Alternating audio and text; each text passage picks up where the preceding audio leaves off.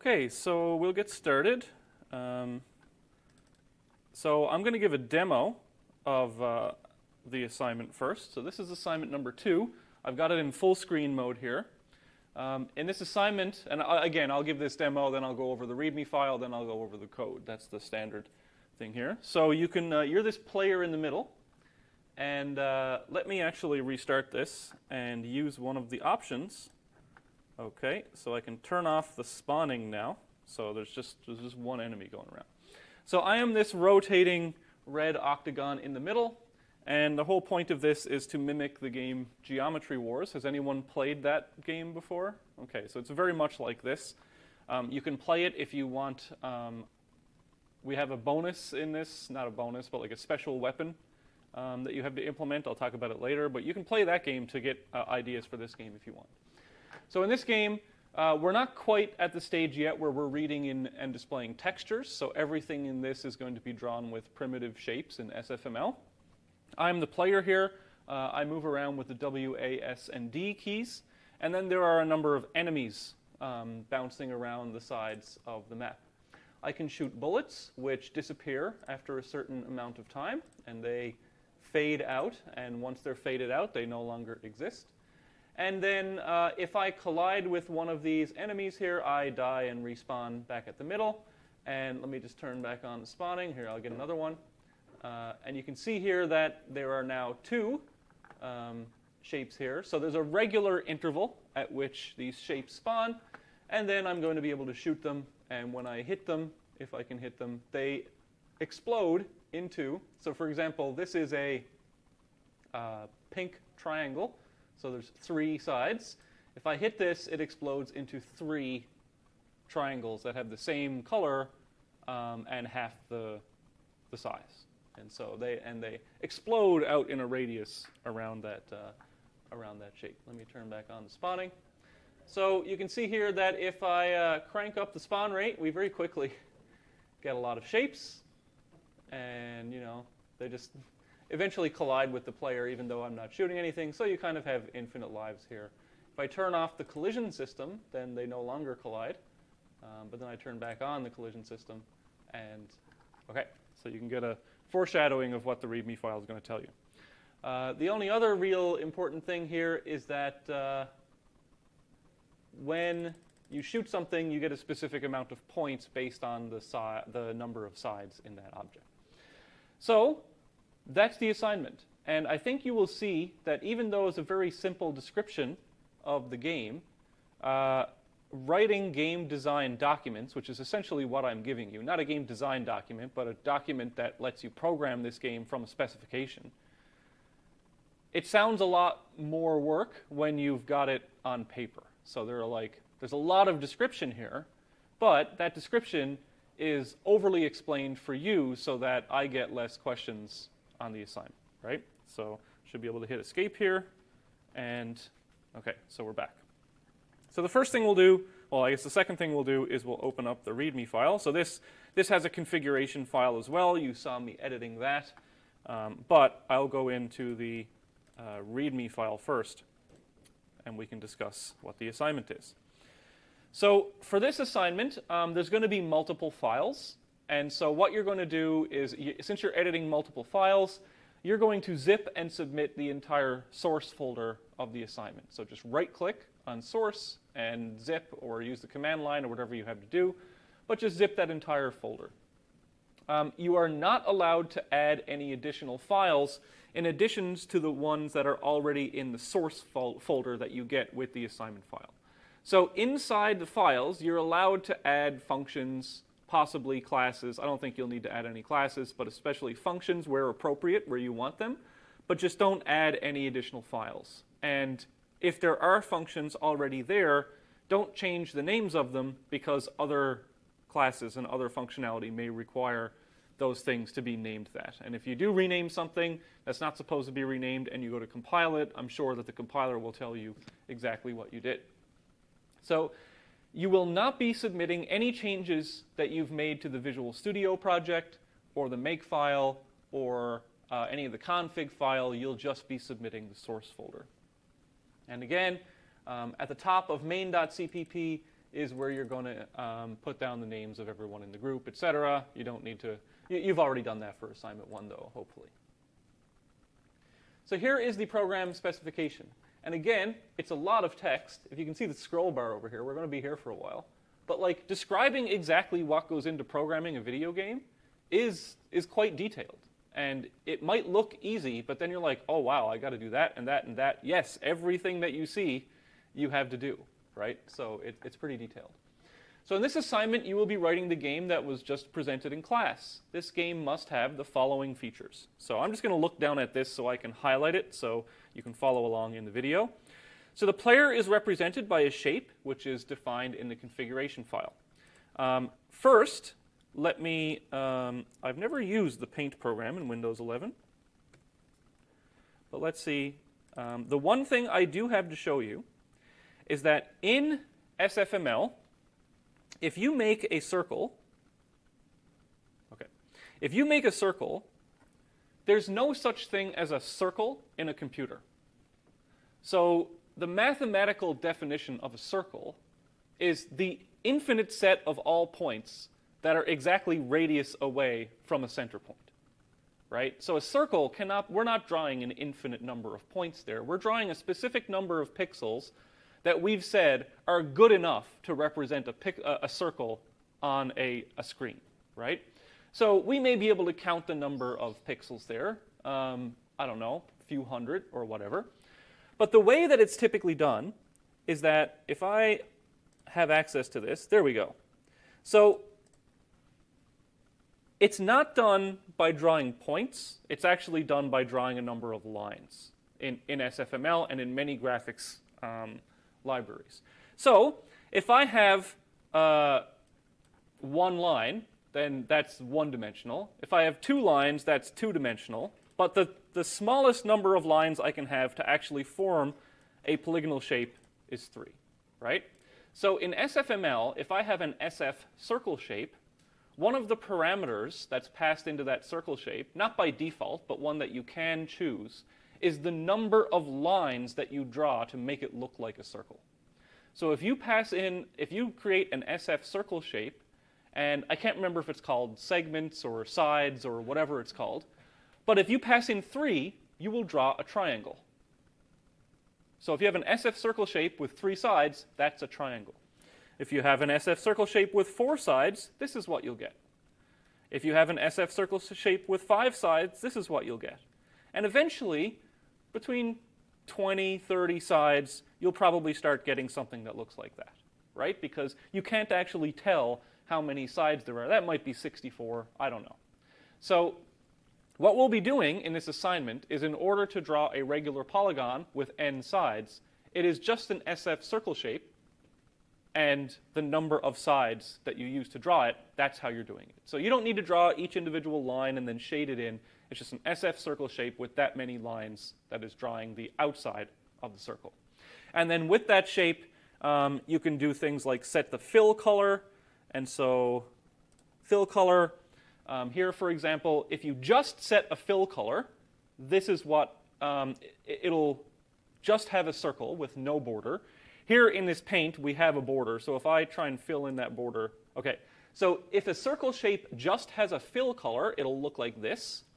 If you specify an outline color of black, it will look like this. And there is also an outline thickness. And so, you know, if I set that to 20 pixels, you get this like donut-looking shape. Okay, so there's all sorts of different ways that you can draw a circle in SFML, and luckily, Paint has all of those there, so I could demonstrate that without needing to pull up the SFML library. But just keep in mind that basically everything in this assignment, the bullets, the enemies, the small enemies, and the player are all circle shapes. And because of that, they're going to be colliding just with a radius. So even though, if we do this, this triangle only has 3 sides, right? But it has a circle, which it's called a circumcircle. It's the circle that isn't this one, but let me see if I can modify this. There we go. Okay, so if that was a circle and not an oval, I'm doing my best here. That circle, that is the radius of that triangle, right? And what we're going to be doing is all the collisions for all the shapes we're just going to pretend that they're all circles. Okay? So if we have another shape over here, it's going to collide there. Not when it actually touches the triangle, but when it overlaps the circle shape with the given radius. Okay? So it's dramatically simplified for you in this assignment. We're just doing circle-circle collisions, which we covered in the last lecture. And so again, it's just if the distance between the centers is less than the sum of the radius, then you have a collision between them. So it's very simple. Now, in the actual game, it's very unlikely that you'll actually notice this happening because things are moving around fast, you're kind of zoomed out, and so this is good enough for our game. So the player is represented by a shape which is defined in the config file, and so the config file will have things like the color and the radius and the number of sides that is to be drawn, and we'll get into that when I go over the config file. The player must spawn in the center of the screen at the beginning of the game and after it dies, which is a collision with any of the enemies. So in this assignment, we don't have the concept of hit points, we just have collision equals death. The player moves by a speed, which is read from the configuration file in these directions. W key is up, left is A, down is S, and right is D. So it's standard WASD keyboard controls. The player is confined to move only within the bounds of the window. So if I tell it to move left for like a long period of time, I will just not be able to move through the left-hand side of the screen. It'll just bounce up against that. The player will shoot a bullet toward the mouse pointer when the left mouse button is clicked. The speed, size, and lifespan of the bullets are also read from the configuration file. So all of that is there, and we can change those parameters. We could have a huge bullet that just like covers the entire screen and makes the game pretty trivial if we wanted to. And so one of the key features that I'm trying to drive home here is this. This is called data-oriented design. Okay, so as much of the data of the game that we can have as possible in a configuration file, we want to. Because what we would do is, hey, we're going to program the engine, and we're going to give the game designers the tools to change as much as they can. So for example, if the game designers want to specify the speed or the size or the enemy respawn rate and all that kind of stuff, they don't need to be programmers to take the game engine that we wrote and then change those things. And not only for the designers, but you'll see probably pretty quickly with this assignment that just having it there in the config file, being able to just save it and rerun it without having to recompile, that's just a generally good practice. So anywhere in this game where we have some sort of parameter that can be changed, we want that to be in the configuration file rather than hard-coded. Like nowhere in any game that you want do you want to see in the code draw a circle of 10 pixels or 100 pixels. You want all those variables to be defined somewhere externally. And the practice of doing that is data-oriented design, and we want to do that as much as possible. Special ability. You are free to come up with your own special move, which is fired by the player when the right mouse button is clicked. This special ability must have multiple bullets or multiple entities spawned when you click it. The entities must have some unique graphic associated with them. A unique game mechanic is introduced via a new component. So you are allowed to edit the component file and add a new component that makes this thing a bit unique. A cooldown timer must be implemented for the special weapon. So for example, if you can nuke the whole screen, then you can only do that one every 10 seconds or something like that. So I think the example that I didn't show yet in the solution, if I hit the right mouse button, I fire a bunch of things out like that. So if I don't have a cooldown implemented in mine, but do what I say, not what I do. So this is kind of a overpowered weapon here. One example that one group did one year was like a gravity gun. So you shoot like a black hole and then enemies get sucked into it. Another one had, it was like a time gun where you shoot a bullet and then things that are within a certain radius of it just get slowed down. Another one was like a flamethrower, so you hold down the right mouse button and there's like a bunch of orange flamey looking things and actually kind of made it look like a flame. It was pretty cool. So you can get as complicated as you want with that. That's sort of your you're welcome to do what you want, just as long as you don't make extra files. And so some people have asked me with this assignment, can I introduce textures? Can I have a background image? No. So we're not doing that in this assignment. But, and you can't add like music or sound. Like we'll do that in assignment 3. It's okay. Actually, sound comes in assignment 4. But it's fine. You don't need to do that for this one. You can do it on your own if you want, but you just can't submit that. If you want to make some detailed background thing, you're going to have to do it just with SFML drawing. So some people have done that, like made like nice gradients out of shapes or whatever. It's up to you. You can, and there's always marks available for bonus stuff if you want to do that. So that's the special ability. Next, let's go to enemies. So enemies will spawn in a random location on the screen every X frames, where X is defined in the configuration file. So we're setting the frame per second limit in this assignment to 60.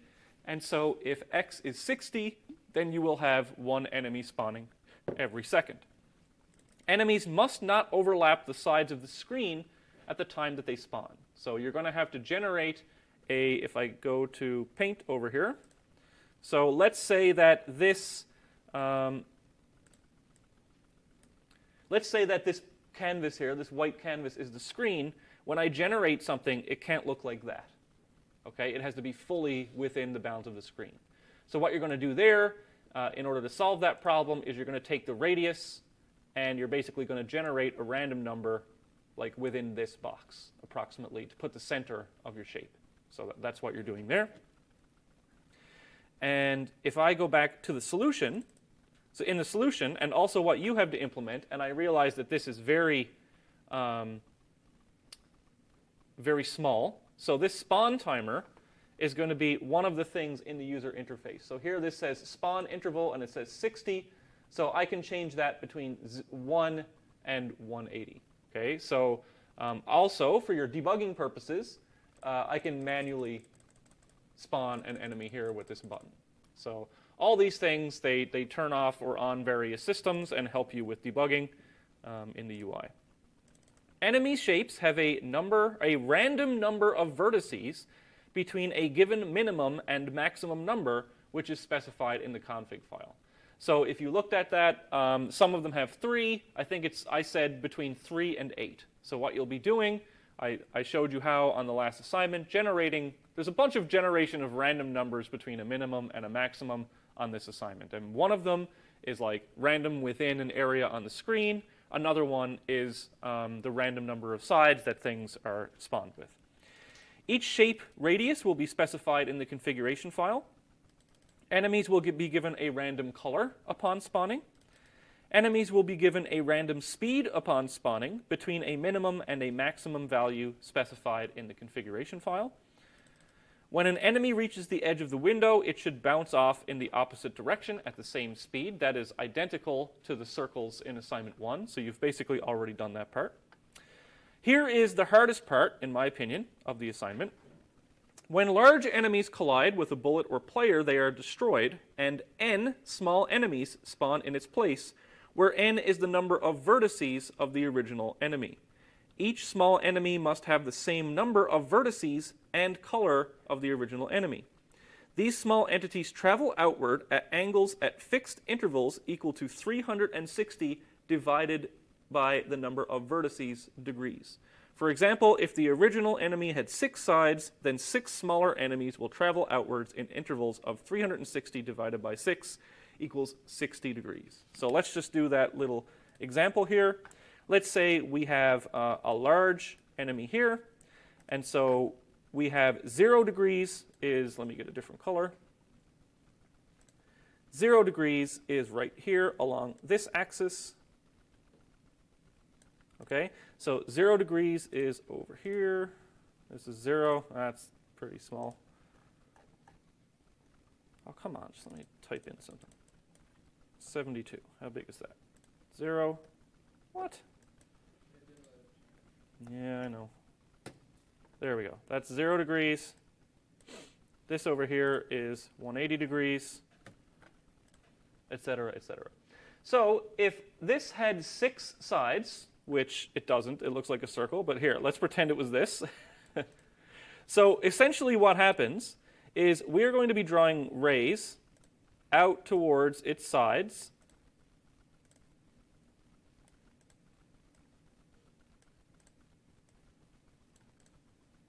Okay, so if it has 6 sides, you'll be spawning 6 smaller enemies, each of them having 6 sides, and they're going to travel from the center outward in that direction.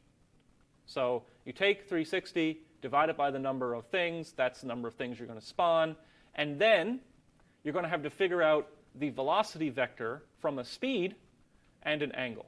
And if only you had a slide that exactly did that for you. I'm not sure if I specify what that is in the config file, but just make it something reasonable, right? Just look at the solution video and say, okay, that's approximately the same speed. Yep. What if it's a circle? How would we know how many enemies? So in the config file, you're given, I just went over a minimum and maximum number of vertices. And so if it's a circle, well, it has a number of vertices still. Every circle in SFML just has some number of vertices. So if that's 30, you spawn 30 of them. Yeah. Okay, so that's that part. The trig for that is in the slides. Score. Each time an enemy spawns, it is given a score component of n times 100, where n is the number of vertices that it has. Small enemies get double this value. If a bullet kills an enemy, the game score is increased by the score component of the enemy that's killed. The score should be displayed with the font specified in the config file in the top left corner of the screen. So if I run this again, this thing that, let's turn off the spawning. This thing has 1, 2, 7. Looks like 7 vertices. So if I kill it, I have 700 points. Okay? If I had killed one of the smaller ones, then that would be adding 1,400, so it would go to 2,000. Let's spawn one more. This has 3. My score should go to 1,000, and then 1,600 if I'm able to kill the small one. Right, okay. So that worked, thankfully. Drawing. In the render system, all entities should be given a slow rotation, which makes the game look a little bit nicer. So if I do this, you'd be surprised at how awful this looks if the things aren't rotating. And so in the rendering system, just rotate it by a little bit, whatever happens to look nice at 60 frames a second. And a cool thing is, I'll show in a second, but we're going to be pausing the game. And if I pause the game, everything just stays there paused, right? And if it has that little bit of rotation, it kind of just looks a little bit neater when it's paused. And I can unpause and pause again, etc. Any special effects which do not alter gameplay can be added for up to 5% bonus marks on the assignment. Note that assignments cannot go above 100%, but the 5% bonus can overwrite any marks lost in other areas of the assignment. So you get 5% bonus marks if you make something a little bit prettier than I've asked for it. We are introducing this component and concept called a lifespan. And so an entity with a lifespan is currently alive, right? And it should have its color alpha channel set to a ratio depending on how long it has left to live. So the alpha channel, we are working in the RGBA color space. The A, or the fourth component, is the alpha. So between 0 or 1 or 0 or 255, however, whatever system you're working with, if you have an alpha channel of 0, then the entity is completely transparent. You cannot see it whatsoever. If you have it set to 1, then it is completely opaque, so you can't see through it at all.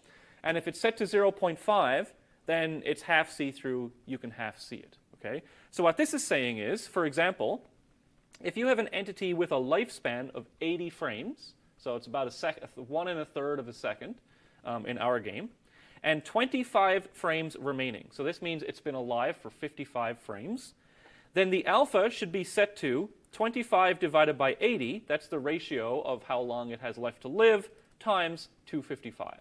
And I put this float in here because if you didn't have the float there, what would happen?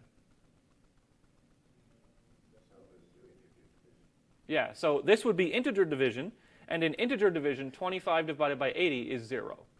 And so I've had a bunch of people come to me in the past, why can't I see my shapes? They're not being drawn. Well, it's because you set its alpha channel to 0. And so just make sure that one of these numbers is a float, and then it will convert the whole thing to a float for you. The alpha should go from 255 when it is first spawned to 0 on the last frame when it's alive. And so in this assignment, the only two things that have lifespan are the bullets. So let me just turn off spawning. So the bullets have lifespan, and you can see how they fade from completely opaque to completely transparent. And the small enemies. So the small enemies are only alive for a specific amount of time, and then they fade out. Yep? I see in the GUI there's a second tab there around systems, and there's also entity manager. I mean, What's that? So I'm going through the whole assignment, and okay. That'll be part of it. So okay, if I haven't explained it yet, I will. Sorry, it's a good question, but I will eventually get to it. Yeah. So that's the alpha channel, right? It's perfectly visible at first, slowly fades out. And our lifespan system, lifespan means I'm going to give you this amount of time to live. Every frame of the game, I'm going to take away a frame from how long you have left to live. And then my lifespan system is going to say if your lifespan has gone from above 0 to 0, then we kill that entity. So not only is it just drawn with a lesser value, if I go over to here, let me just, I guess I'll use this now. So this system, and I know that this is very hard to see in class, this lets us see our entities.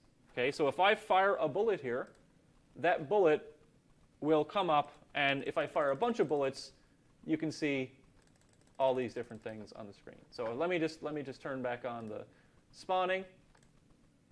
Actually, I'll explain that in a bit when I get to that part of the assignment. But that's the lifespan system. GUI. Oh, it was the next thing I was going to talk about. So you must construct a GUI using IMGUI, which has the following functionality. The GUI must display options to turn off each system independently. So that is the first thing. So for example, I have shown you multiple times the turning off of the spawning system. So let me just get a whole bunch of things on the screen here so I can show you. So I can turn off spawning so nothing else will spawn. So I'm going to have a function, my enemy spawner function, and I'm somewhere going to have a Boolean connected to this little checkbox that, and if it's not checked, then don't call the spawning function. Collisions, so if I do this, there are no collisions. That's pretty obvious. Lifespan, if I do the lifespan, then this no longer fades and my bullet just lives forever, but I do want lifespan on. Now there's no movement system, so everything is going except the movement. Now there's no UI. Well, okay, that was poorly planned. How do I go back? But you still got to have the button for it. And this turns off the rendering. So nothing is now being drawn. Everything is still going in the background. And if I don't move my mouse, I can click that again. Oh, geez. So what happened was, because I turned off the rendering, it stopped SFML from putting the 60 frames per second limit on things, because that's the .display function. If the .display is no longer getting called, then that iteration is just happening as fast as possible, right? So that's why the whole screen is full now within just a couple of seconds. And I'm going to explain this in the text file in a bit, but just while I have this open, let's open the entity manager. And I wish, will this work? Oh, please work, that'd be so cool. Ah, look at this. Windows Plus. Oh, that's so good. That's so great. Okay. So over here we have the entity manager. Here I can see all the entities, of which there are a lot. I've done a little bit of fancy drawing here. So you're going to have to be able to show me all the entities as well as the entity by tag. So for example here, this is the player entity. These are all the small entities, and you can see small entities coming in and out of existence as they collide with the player. What I am drawing here is the unique ID associated with that entity. You can see the player is going up. Why is the player going up? Dying and respawning, right? So the entity manager is destroying it and then giving me a new one which has a new ID. Here are all the different enemies. So I am drawing the ID, the tag of the entity, as well as the position of the entity. Over here, I have a button here, which is D for destroy. So in the UI, I can destroy that entity by clicking that button. I've done something a little bit fancier by just coloring it with the color of the entity. You don't necessarily have to do that. And yours does not need to look like this. All I want is the functionality. What I've done here, these are IMGUI collapsing headers. And so collapsing headers make this like a kind of easy way to do this. But however you feel like you can get it to work, and it's got to look decent. It's got to be functional, and I've got to be able to like hide or show the different types of entities. There are obviously no bullets. So that's what this is, and you've got to show them by tag as well as by all entities. And just to go back, for those who couldn't see this previously, you've got to have a way to set the spawn interval as well as a manual spawn button. Okay, so any questions about the UI? Okay, so that is the UI. Let me hope that I can zoom back out. There we go. And then exit out of this. Now, the text description of that. For each entity in the game, the GUI must list the ID, tag, and position of that entity. You must display a list of all entities, as well as lists of entities by their tag. You must also have some way of destroying a given entity by interacting with the UI element associated with it. So I just had a little button. That button just had a D on it, and then you click the button, D for destroy, and it would destroy that entity. Now, one thing I will mention here is the following. So inside IMGUI, if I want to make a button, so I would say if IMGUI button, and then I would give it a label. So let's say I give that label destroy. Then, if I'm inside a loop that has the entity as like E or something like that, then I would have this, right? So I could have a loop which shows a bunch of lines of text that has all this in it, then put a button, etc., etc. And so this is a pretty decent thing to do, right? Is, hey, I'm going to have a button which is called destroy. Now, if I am in a different part of that loop and I want to draw another button, as you saw in the UI, there were a bunch of buttons and they all had the same D, okay? The way IMGUI works under the hood is that the label you give it is the way it keeps track of it, okay? So that might seem a little unintuitive at first, but if I have this inside a loop, so for E in entities, right? So I have this.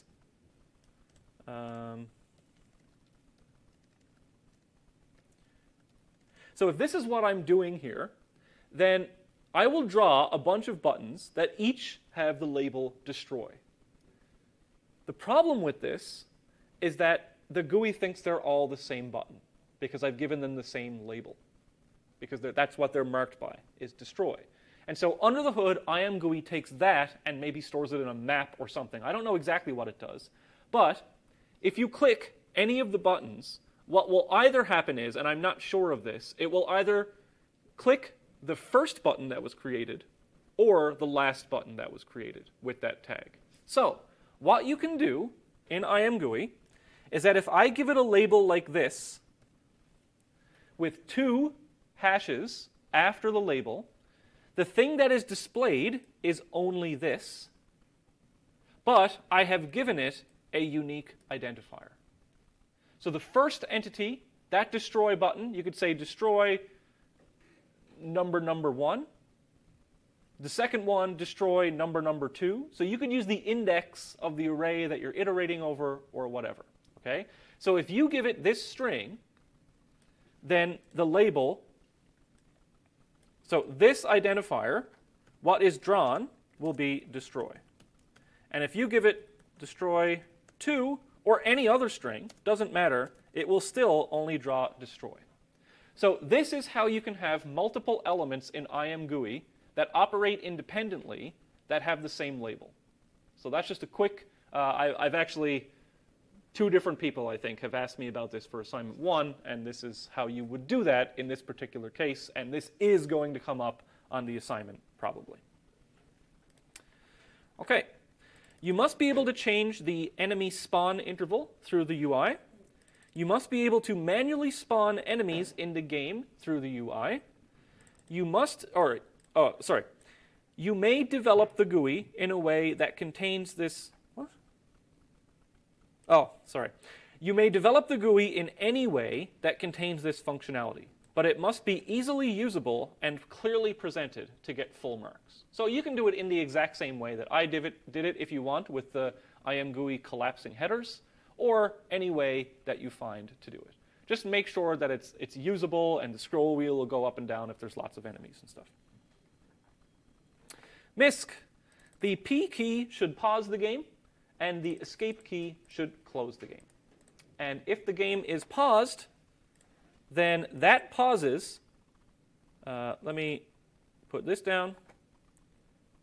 Pausing the game pauses the movement system, and it pauses the input system, but it still draws and it still rotates.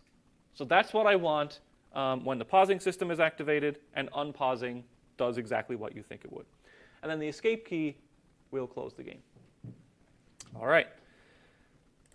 Down to the config file. The config file will have one line, each specifying one of the following options: either the window size, the format, the player format, the bullet specification, and the enemy specification. Lines will be given in that order with the following syntax. So the first line of the config file, if I open it up here, is the window specification. So it'll be window, then X size, Y size, frames per second, and 1 if it's full screen mode, or 0 if it's windowed mode. So I've been showing full screen mode here, but if I change it back to windowed mode, by default you'll get 1280 by 720 with a 0. And so if I run the assignment again, you'll see that this is now 1280 by 720 in a window. Okay? Just be careful that you can lose your IMGUI window. And if you do lose the IMGUI window, then delete the IMGUI INI file. That saves the locations and stuff. So if I run this again, it's back over here at the default size in position over on the left-hand side of the screen. So that's the first line of the config. The second line of the config is the font specification. So the font gets, that's how we draw the score up in the top left. So that's very similar to the first one. That is the font file, the font size, and the color RGB of the font. Next, I'll go back to the README for this because this is a little complicated, is the player specification. So we have SR, CR, S, FR, FG, FP, lots of stuff. So the first thing, SR, that is the shape radius, which is by default 32 pixels. Next, we have the collision radius. So the shape radius and the collision radius are different. But they can be different. By default, they're the same. Okay? So if I were to say that the collision radius is actually 128, which is 4 times the size, if I go back and I get even remotely close to this thing, it'll collide. Okay? So the shape radius that gets drawn and the collision radius are different. Different variables, at least. They don't have to be different. Next, we have speed. This is S. This is a float. So the speed of the player is interesting. If I go back here,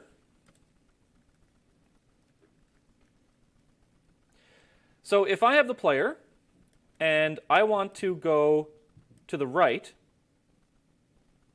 I hold D, right? D is moved to the right. If I give you a speed, let's say 10, that means that every frame of the game, every game loop, you're going to update the position by 10. So if I'm just going to the right, then every frame I just update the X position by 10, right? So I go plus 10, plus 10, plus 10, plus 10. Similarly, if I'm going up or down, I just take the Y value and add or subtract 10. Very, very simple. But if I'm holding right and up, now I'm going diagonally. And the distance that I should be traveling every frame, the total length of this, should be 10. So I'm not going 10 in the x and 10 in the y, because then what would my speed be? It would be the square root of, 100 plus 100, square root of that. So the square root of 200, which is 140 or something, or 14, something like that. So this would be approximately 14 if I don't do that. So there's a slide on that. We already did it. So that's the only thing that you have to be careful of. And I think I forgot to do that in the solution. So do what I say, not what I do. Right? I forgot. Yes? So diagonal would just be if you draw W and D? And then Yes. Yeah. So if I'm in the game, if I'm pressing D, I'm moving, right? A and D move back and forth. W and S move up and down. But I can hold both to move in a diagonal. Okay, so that's what you have to do that in the assignment. There are easy ways to do that, and there are hard ways to do that. I'll go over that in a bit. Next is the fill color, so that's FR, FG, FB. Next is the outline color, that's OR, OG, OB. And then there's the outline thickness and the shape vertices. So by default, the shape vertices of the player is 8. Okay. What's next? The enemy specification. The enemy specification, we have a shape radius, collision radius, so the same as the player, a min and a max speed, so that you're generating a random speed for the entity between the minimum and the maximum speed. And again, that speed, you are in a random direction. So what we're going to do for the speed is, first, if this is an enemy, generate a random direction to head in, so some angle. Then the amount it should move should be that speed that you gave it. So it's not that speed in the x and that speed in the y. It's that vector should be of length, whatever that speed is. So you have to do that calculation. Outline color, outline thickness. You're giving it a random color for every enemy that spawns, so that is not specified in the config file. The minimum and maximum vertices. So by default, the min and max vertices is the minimum is 3 and the maximum is 8. The small lifespan, that is the lifespan of the small entities that spawn from this thing. And the spawn interval, SP, that is the number of frames between things that spawn by default. Of course, you'll be able to change that with the UI, but those changes don't go back into the config file. Then the last thing is the bullet specification. So the bullets have shape radius, collision radius, speed, fill color, outline, blah, blah, blah, shape vertices, and lifespan. So you're very familiar with all these things by now, but when you go to make the bullets, those are the configuration properties that you read. Assignment hints. There are some other things that you have to do in this assignment. You have to make the Vec2 class, and you have to make the Entity Manager class, and I'll go over that. But the recommended order for doing this assignment is I would save the configuration file reading until you have entities implemented. So don't start with the configuration file. Play around with the entities. Once you get that working, then do the configuration file. Then you have to implement the Vec2 class, because that's what all the components use. So if you don't implement that, nothing will work. Then implement the basic functionality of the Entity Manager class, and I'll go over those in a bit. Then you implement, as part of that, you implement the add entity and update functions. We talked about that in the last lecture, so you can start testing the game. Don't worry about the deletion of dead entities at first. Just first get the adding of entities working. Then I would implement the basics of the game class. So construct a player entity using spawn player, implement the drawing of entities using render, construct some entities using spawn enemy, construct a bullet using spawn bullet. Then implement the player movement with the user input and movement class systems. Then update the entity manager so it actually deletes things properly. Then implement the get entities by tag functionality. then implement the collision system, then the rest of the game's functionality, and at the end, you can do the UI. But just keep in mind that if you want to do the UI in the middle, or maybe at the beginning, then that may help you in the debugging process. So you can implement the UI whenever you want. So let's go over the code now to make any of that make any sense. So over here, come on, zoom in. All right. So again, we have the IMGUI code, which we're not going to be touching, but we have several classes here now in this assignment. So first we have components.h. That is where all of our component classes are stored. Then we have the entity class, header, and CPP file. We have the entity manager class, which is our factory. We have the game class. So now we have an actual architecture going on where we have this game. We have main.cpp, and we have vec2.h and vec2.cpp. And before I go crazy,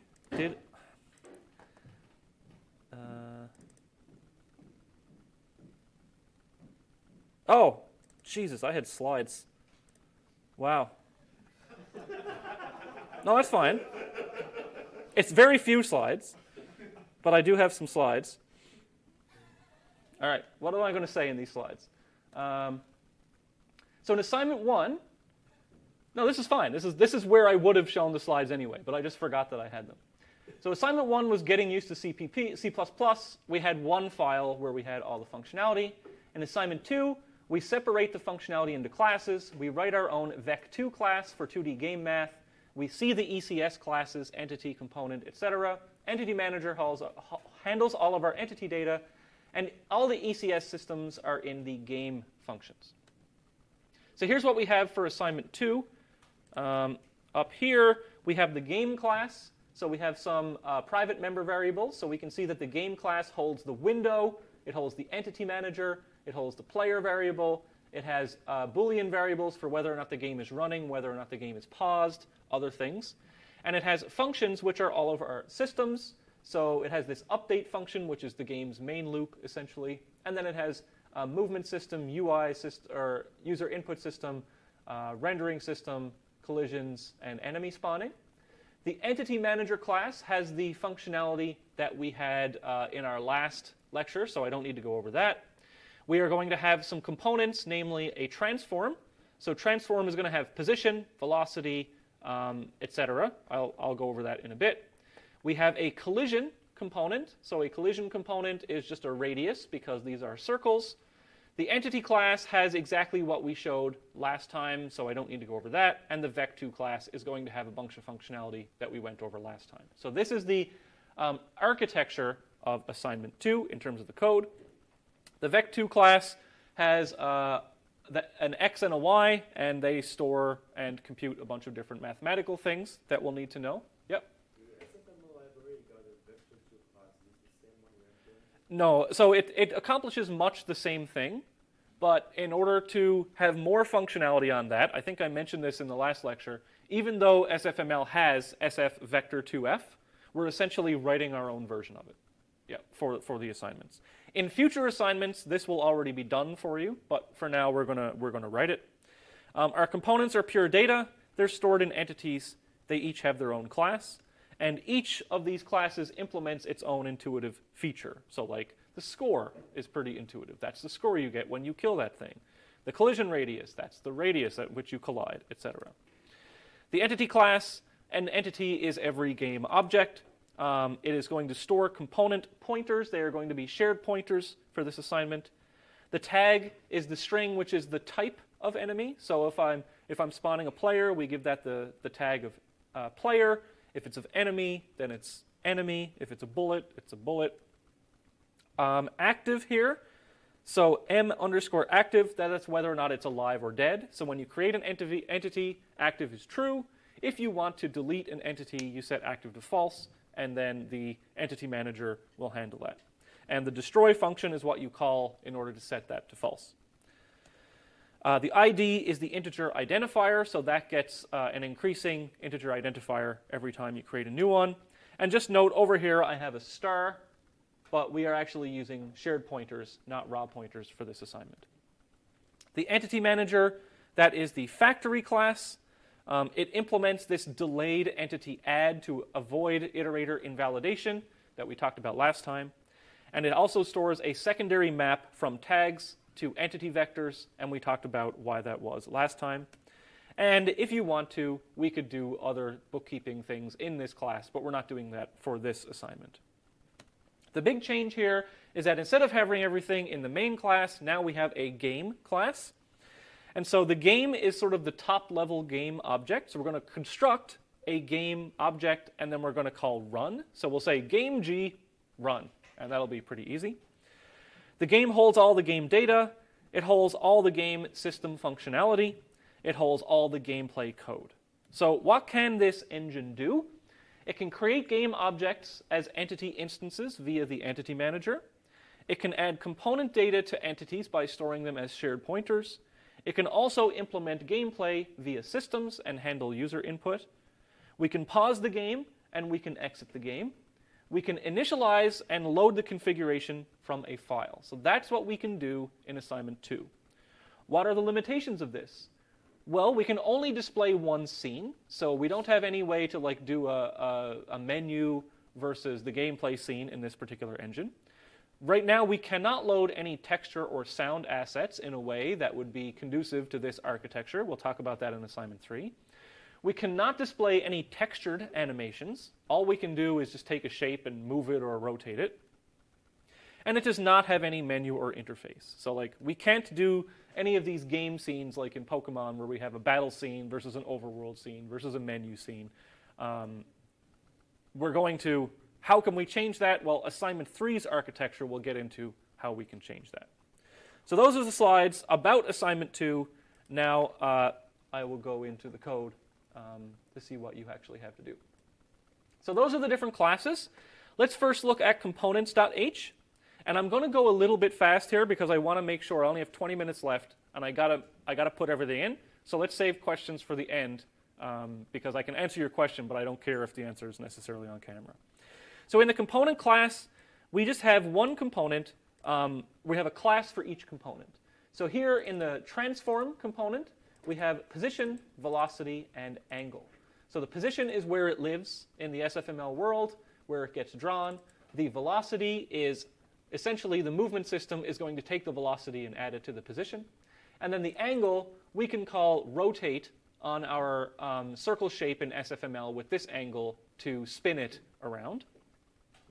The shape component is going to store our circle component. And I have a nice little constructor here for C shape, which takes in all of those parameters of a circle that we want from the configuration file. So this should be pretty obvious what that does. Our collision component simply has a radius. So all circles, we're going to have a transform that'll tell you where it is, and then the collision component will tell you how big it is for the purposes of colliding. We're going to have a score component. So when you create an entity, you give it a score component. Then whenever you destroy an entity, you add the score component of that entity to your score. And then we also have a lifespan. So lifespan actually has two things. It has total lifespan. So for example, if you had a lifespan of 1 second or 60 frames, then total will be set to 60, and it will remain 60 forever so that you can see what was the total lifespan of this thing. And then each frame, what we're going to do in our lifespan system is we're going to take remaining. So if the total lifespan is 60, then the constructor here says, okay, it takes in 60, it sets both of them to 60, right? Because when I construct it, it has 60 remaining. Then every frame, we just take one from that. And then we check. If it's 0, then it gets destroyed. Okay. So that is, we also have input component. So anything that has an input component will be moved by our inputs. So what we are starting to do in this assignment, which we will really do in assignment 3, is we are starting to separate the event handling code from the handling of inputs. So events and inputs, so SFML events like mouse clicked, key clicked, those are events. Move to the right, shoot a bullet, those are like actions that we want to perform in our game, right? And you can start to think in the future, oh, if we added like networking or we wanted replay files, etc., we're going to want to completely separate the concept of a mechanical user input versus the action that we want to perform in the game. Okay? So what we do here is in our user input system, we take the player's input component and we say, hey, set the up key to being held. Set the right key to being held. Set the down key to being held. Okay? And then in the movement system isn't going to know what a keyboard press is. It isn't going to know what a mouse click is. It's just going to know that, hey, up is being held, so I should move up. However that happened, I don't know, but do this. And then anything in the system that has an input component is controlled by the player's input. So we could attach input components to entities in the game and start moving them around with the keyboard if we want to. So those are all the different components. Entity is what we saw before. So we have all of these in the entity. For your special weapon, if you need to introduce a new component, then you will add the component here. So you'll create a new class for that. But then you also have to add it to the entity class. Okay? Because if you try and add an entity that doesn't exist, right? So if I have standard shared pointer my component. Oh, sorry. My component. Oh my god, that autofill is brutal. And I see my component. So that's what I do here, is just add it, and now I'm able to use that component in the entity class. All right, do I have you doing anything in the entity class? No. So I've completely implemented the entity class for you, so you don't have to do anything there. Next we have, let's look at the vec2 class. So the vec2 class, I have showed you all the functionality that I want in the header file. And then over in vec2.cpp, that's where you have to do everything. Okay? So all of the vec2 functionality, you have to do that, and do that first, and then test it. So over in the main file, this is how our game looks now. Super simple. We create a game object, we run the game object. But once you have implemented vec2, just come in here and just start saying, okay, vec2, v100, 100, then add something to it. So just like the live coding that I did. If vec2 doesn't work, nothing else will work. So take each of those steps, implement it, test it. Next step, implement it, test it. We're building a house here, right? We can't put the roof on first. We've got to build the foundation. Okay. After that, we have the entity manager. So the entity manager, I have these type defs up here. Here I have entities, entities to add, entity map. I explained what all of those were last time. Then down here, the only thing that I've added is I can get entity map. So I can return the entire map from tags to entity vectors. And you're going to need that in this assignment because you're going to want to be able to iterate through the map and get all the different types of entities so that you can display them by tag. And so how you're going to iterate through that map, well, you all have Google, you can iterate through a map. In the entity manager, let's go through this now. So you do have to implement some functionality inside entity manager. So the update class, what you're going to have to do here is inside add entity. Remember last time how we had those delayed effects? Well, this is it here. So what I have done, I've done some things for you in Entity Manager, other things you have to do. So add entity properly creates the shared pointer for the new entity and gives it the ID and the tag. So that's done for you. Then it adds it into the entities to add vector, and then it returns that entity. So that part is done for you. But if you were paying attention to the last lecture, in the update, now we actually have to take that entity, those entities which are in the to add vector, and add them to the proper places. Okay? So you have to take all of those things, add them to the vector of all entities, and then add them inside the map. And I had the pseudocode for that in the slides from the last lecture.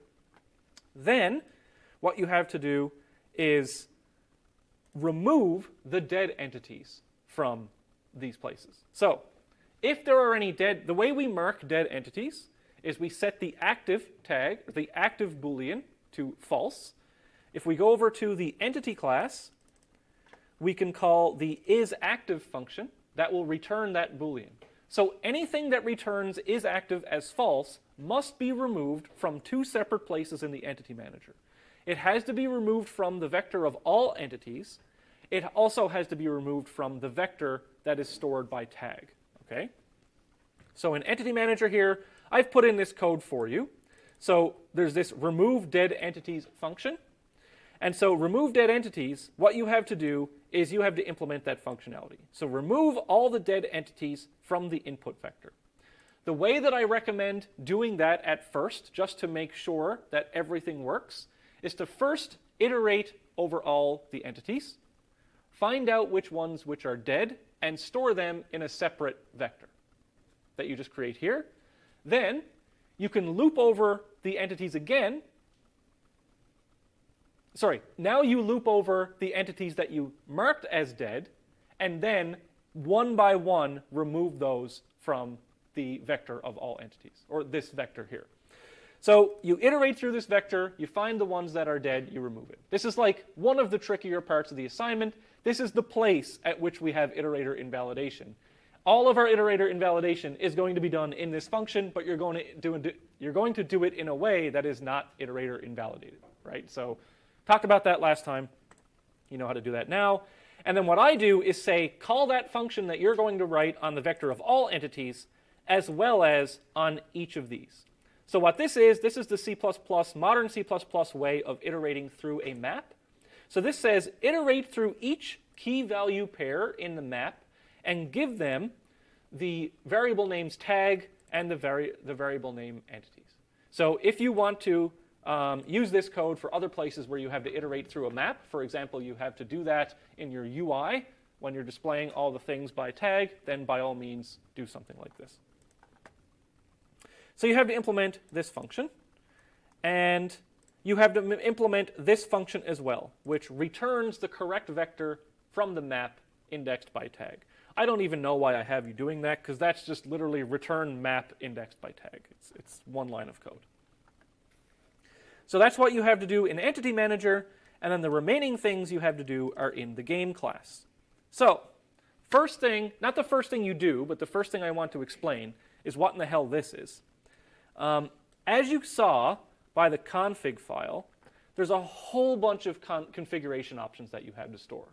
And so rather than have you just pollute the whole space here with all of these things, I have created structs for you.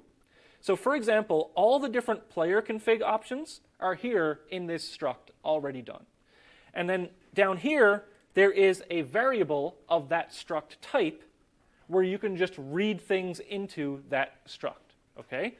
And similar for the enemy and for the bullet config. So in game.cpp, we have init. So in init, you're going to have to read from that config file, which is specified by path, okay? So the game constructor takes in the config file path, then init is called with that config file path, and so you'll do your standard input file stream, and that is path. And then what you can do is once you've identified, or sorry, I've got to have a variable name here. Let's call that file in. And what's going on here? Okay, I haven't included ifstream, but you'll do that. Down here, I can say, if I want to pass this in to, if I'm reading in, for example, if the next token in the file is the player's shape radius, then that's how I would read that in. Okay? Then the next token in the file is the player's collision radius, so I can do it just like this. And then the next token in the file, maybe that's the red, whatever it is. So I can just say fin to the shape radius, the collision radius, the red, the green, the blue, just really easily like that. So use these variables that I have created for you, and then when you go to spawn a player, you can just read it from that configuration that you read once at the beginning. Okay, so let's just scroll through here, and we'll look at this. So the first function we run into is the run function. So the run function just says, run our game. And so running a game has a loop. This is our main game loop, and it just says, while the game is running, do this.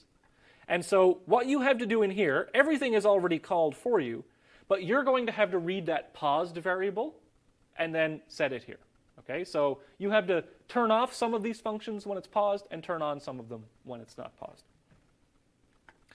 Set paused is here.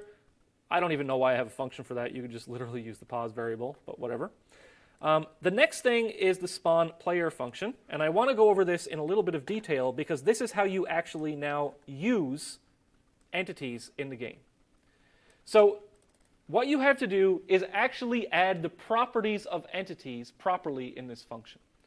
What I've done, if you run the thing that I've given you, which is,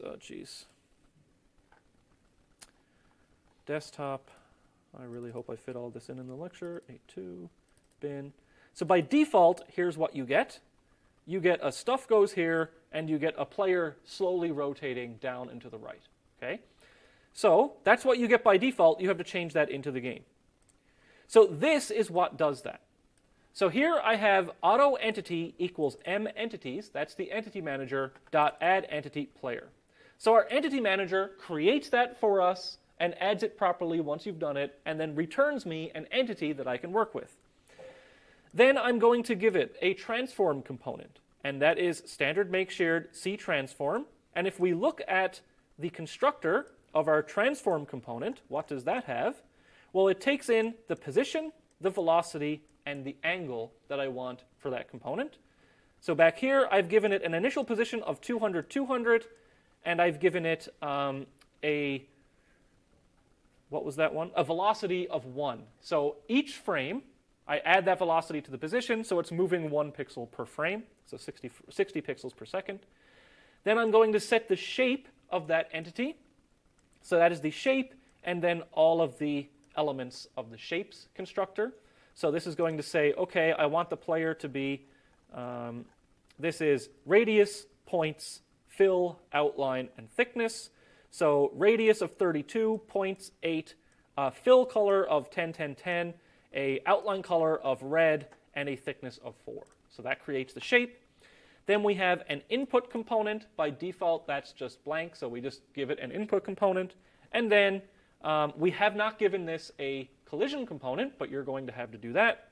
And then I have one extra variable here, which lives outside of the this lives outside of the entity manager.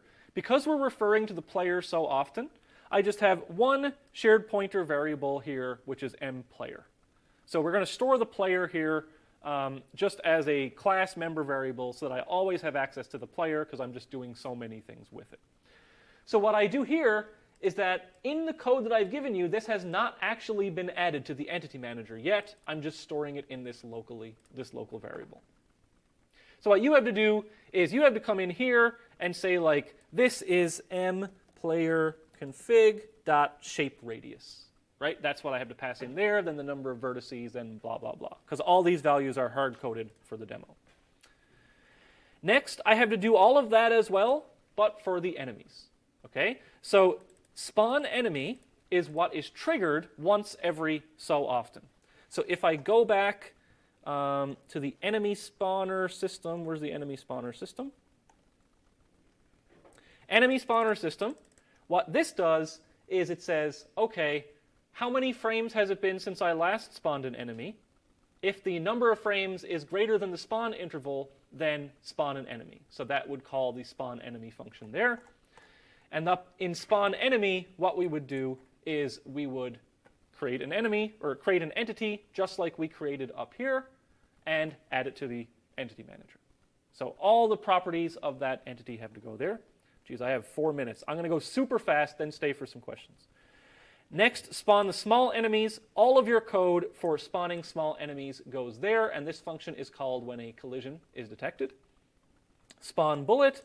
You are given the entity that fired the bullet, i.e. the player, and you are given the target of where that bullet should go. There is a slide on how to figure out the velocity based on the mouse position, and so you have to spawn the bullet here, and then it'll be added to the entity manager. In here is where you implement your own special weapon. The movement system is where you have to iterate over all of the entities. And so you can say, for example, for auto e in m entities.get entities. That is how you iterate over all the entities in the game. And then for each entity, if it has a transform component, you would take the velocity of that transform component and add it to the position of that transform component. I have not done that for you, but down here you can see that I've just added, this is how I get access to the transform component, the position, and then I add the velocity component to it. So you would just take that and you do it for every entity instead of just for the player entity. In the lifespan system, here's what you have to do. If an entity has no lifespan component, then skip it, because if I try to access the lifespan, I'll crash because it's null. If it has greater than 1 or greater than 0 lifespan remaining, then subtract 1 from the lifespan. Otherwise, if it has lifespan and it's still alive, scale its color, its alpha channel, appropriately. Otherwise, if it has lifespan and its time is up, so if it has a lifespan component and after I've subtracted 1, now it's 0, now I have to call destroy on that entity. So that's the lifespan. Next, in here, we have collisions. So inside this collision, we would loop over. So for example, for auto bullet in m entities dot get entities bullet. So now I have all the bullets. So bullet is the entity of bullet. Now I would say, hey, for all of those bullets, loop over all the enemies or small enemies and say, has it collided? Now, you're going to have one loop for colliding with enemies and one loop for colliding with small enemies because something different happens. When you kill a small enemy, it does not spawn small enemies off of that, but it does when you kill a regular enemy. So all the collisions are done in here, and also collisions with the sides of the screen for bouncing and for player movement. All your code for the UI will go in here in this function. And then the render function, change the code below to draw all of the entities. So down here, what I've done is I've hard-coded things to only draw the player. And so essentially what you have to do is for every entity, do that, but for each entity. Okay, so it's pretty intuitive. Then the last thing you have to do is the user input. So down here, if a given key is pressed, then you have to do the thing with the key. So down here, set the player's input to up, for example. And down here, when the mouse buttons are clicked, call the spawn bullet function here with the target. Okay, so you figure out where the mouse button has been clicked, you call the spawn bullet function. So you have keyboard things to do